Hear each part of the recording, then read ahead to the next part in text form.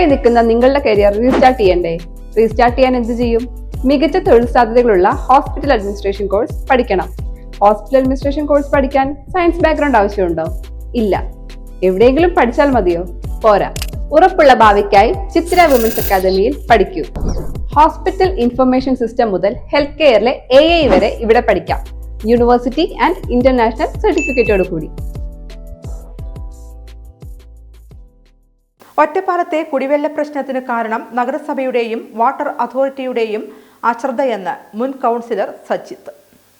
ഒറ്റപ്പാലത്തെ കുടിവെള്ള പ്രശ്നത്തിന് കാരണം നഗരസഭയുടെയും വാട്ടർ അതോറിറ്റിയുടെയും അശ്രദ്ധയെന്ന് മുൻ കൗൺസിലർ സജിത്ത്. അമൃത് കുടിവെള്ള പദ്ധതിയിൽ ഉൾപ്പെടുത്തി കണക്ഷൻ വർദ്ധിപ്പിച്ചപ്പോൾ വെള്ളം പമ്പ് ചെയ്യുന്നതിന്റെ ഒഴുക്ക് വർദ്ധിപ്പിക്കാൻ ശ്രമിക്കാത്തതാണ് ഇത്രയും കടുത്ത പ്രശ്നത്തിന് വഴിവെച്ചതെന്ന് സജിത്ത് ആരോപിച്ചു.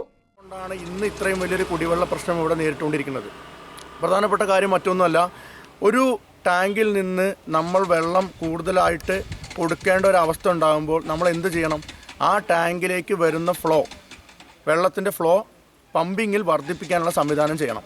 ഇവിടെ അങ്ങനൊരു സംവിധാനം ചെയ്യാതെയാണ് ഈ പറയുന്ന വാട്ടർ അതോറിറ്റി ഇത്രയും പ്രദേശങ്ങളിലേക്ക് പൈപ്പ് ലൈൻ അമൃത് പദ്ധതിയിൽ നീട്ടിയതും കണക്ഷൻ കൊടുത്തതും. സൗത്ത് പരമെന്ന കണ്ണിയമ്പുറം ഭാഗങ്ങളിൽ രാത്രി കാലങ്ങളിലാണ് വെള്ളം വരുന്നത്. ഉറക്കമില്ലാതെ വെള്ളം ശേഖരിക്കുന്നതിന്റെ ബുദ്ധിമുട്ടിനൊപ്പം പൈപ്പ് തകരാറിലാവുന്നതും പൈപ്പ് ശരിയാക്കുന്നതിനായി എടുക്കുന്ന സമയവും ആളുകളെ വളരെ അധികം ബുദ്ധിമുട്ടിലാക്കുന്നതായും സജിത്ത് പറഞ്ഞു.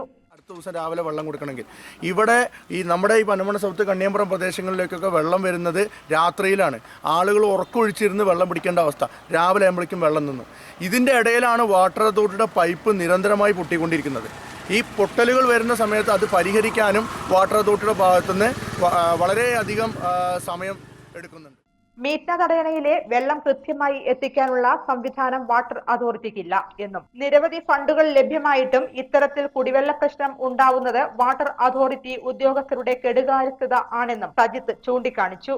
നമ്മൾ പോയിക്കൊണ്ടിരിക്കുന്നത് അപ്പോൾ ഏറ്റവും കൂടുതൽ കടുത്ത വേനൽ വരുമ്പോൾ ഒരു തുള്ളി വെള്ളം പോലും കുടിക്കാൻ കിട്ടാത്ത അവസ്ഥയിലാവും എന്നുള്ളതിൽ യാതൊരു സംശയമില്ല.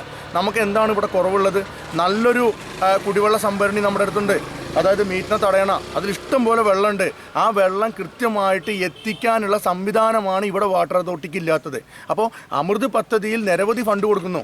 സർക്കാരിൻ്റെ പ്രൊജക്റ്റ് പ്രകാരം അങ്ങനെ ഫണ്ട് കൊടുക്കുന്നു. മുനിസിപ്പാലിറ്റി വേറെ ഫണ്ട് കൊടുക്കുന്നു. ഇത്ര ഫണ്ടുകൾ ഉണ്ടായിട്ടും ഇത് കൃത്യമായിട്ട് ഇംപ്ലിമെൻറ്റ് ചെയ്തിട്ട് നടപ്പിലാക്കാത്തത് വാട്ടർ അതോറിറ്റി ഉദ്യോഗസ്ഥരുടെ കെടുകാര്യസ്ഥത തന്നെയാണ്.